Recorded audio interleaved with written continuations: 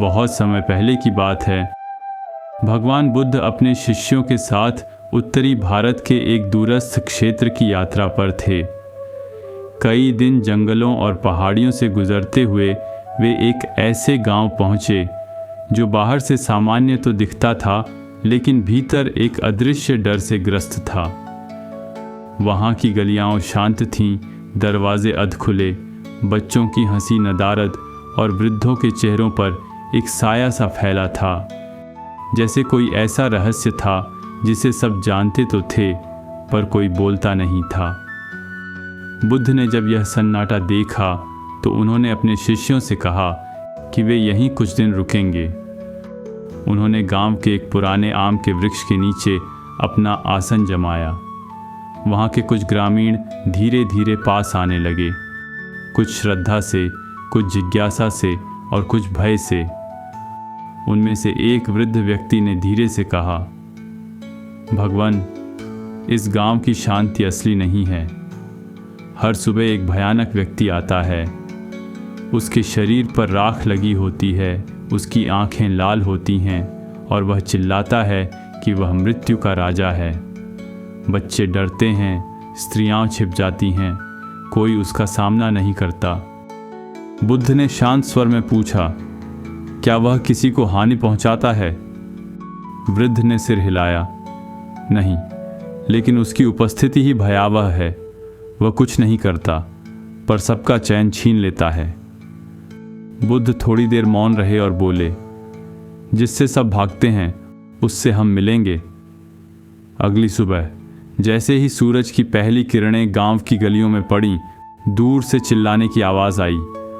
लोग दरवाजे बंद करने लगे, बच्चे माँओं की गोद में छिप गए और तभी राख में सना वह आदमी आया।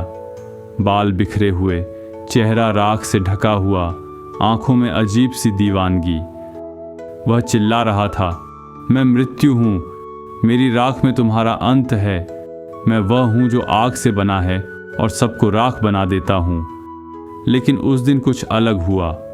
उस चौराहे पर पहले से भगवान बुद्ध खड़े थे, शांति से, स्थिरता से, जैसे उस शोरगुल का कोई असर न हो।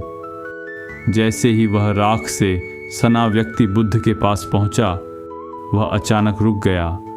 उसकी आंखें कांपने लगीं। वह कुछ क्षण बुद्ध को देखता रहा, फिर अजीब सी हंसी हंसते हुए बोला, तुम मुझसे नहीं डरते? बुद्ध ने सहजता से कहा, मैं उस दर्द से डरता हूँ जो दबा दिया गया हो, लेकिन तू तो उसे जी रहा है, राख की तरह ओढ़े हुए। आओ, बैठो मेरे पास। पहली बार वह आदमी चुप हो गया। कोई उसे बैठने के लिए आमंत्रित नहीं करता था। वह कुछ पल हिचकिचाया, फिर धीरे धीरे बुद्ध के पास जाकर बैठ गया, जैसे वर्षों से खड़ा हुआ कोई आखिर थक कर बैठ गया हो। बुद्ध ने उसे ध्यान से देखा। उसकी आंखें थकी हुई थीं, लेकिन भीतर कहीं एक चिंगारी छिपी थी। बुद्ध ने धीरे से पूछा, तुम राख क्यों ओढ़े हुए हो? वह व्यक्ति चुप रहा। उसकी आंखें भर आईं, होंठ कांपने लगे। फिर वह बोला, क्योंकि मैंने सब कुछ जला दिया। मैं कभी एक राजकुमार था, मेरे पास धन, सेना और एक सुंदर परिवार था, लेकिन मेरे भीतर की आग, मेरा क्रोध, मेरा अहंकार, वो सब कुछ निगल गया। एक दिन गुस्से में मैंने अपने ही महल में आग लगा दी। मेरी पत्नी, मेरे माता पिता सब उस आग में जल गए और मैं जीवित रह गया। मैं तब से ही राख हूँ। अब यही मेरी पहचान है। सन्नाटा फैल गया। गांव वाले जो दूर खड़े थे स्तब्ध रह गए। उन्हें पहली बार उसकी कहानी सुनाई दे रही थी। वह पागल नहीं था, वह टूटा हुआ था। बुद्ध ने उसकी आंखों में देखा और बोले, राख तब बनती है जब कुछ जल जाता है, पर राख खुद आग नहीं होती। यह भूत है लेकिन भविष्य नहीं। तुमने सब कुछ खो दिया, लेकिन जीवन अब भी बाकी है। अगर राख से ढके रहोगे तो नया अंकुर कभी नहीं फूटेगा। उस व्यक्ति की आंखों से राख गिर रही थी और पहली बार आंसू भी। उसने अपनी हथेली से चेहरा पोंछा और धीरे धीरे राख की परतें मिटने लगीं। वह धीरे से फफक पड़ा। वर्षों का अपराध बोध, पश्चाताप और अकेलापन फूट पड़ा। उस दिन के बाद वह व्यक्ति चिल्लाने नहीं आया। वह सुबह सुबह आम के वृक्ष के नीचे बुद्ध के साथ ध्यान करता दिखा।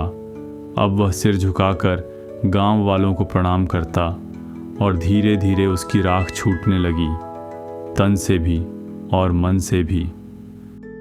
बुद्ध ने एक दिन शिष्यों से कहा, कुछ लोग अपने घावों को इतना ओढ़ लेते हैं कि वही उनका वस्त्र बन जाता है, लेकिन अगर कोई उन्हें देख ले बिना डरे तो वह वस्त्र उतर भी सकता है। हम अगर अपने जीवन में भी देखें तो कई बार हम अपने पुराने दोषों, पछतावों और अपनों को खो देने के दर्द को राख की तरह ओढ़ लेते हैं।